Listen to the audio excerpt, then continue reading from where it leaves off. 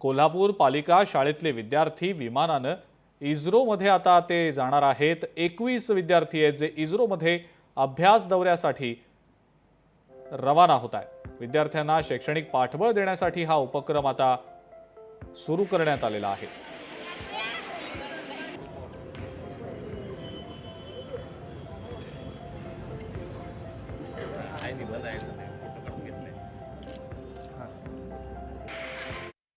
आत्तापर्यंत आम्ही इस्रोबद्दलची माहिती फक्त टीव्हीवरच पाहिली आहे, पण आम्ही आता प्रत्यक्षात तिथे जाऊन तेथील विविध यानांच्या तसेच उपग्रहांच्या प्रक्षेपणाबद्दलच्या शंकांचे निरसन तेथील शास्त्रज्ञांशी संवाद साधून करणार आहोत।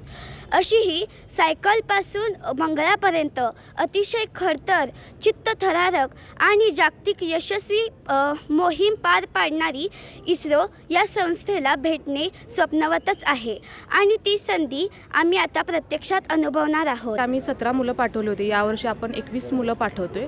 राज्य आणि जिल्हा पातळीवरची जी मुलं आहेत, शिष्यवृत्ती ज्यांना मिळाली आहे त्यांची आम्ही निवड केलेली आहे।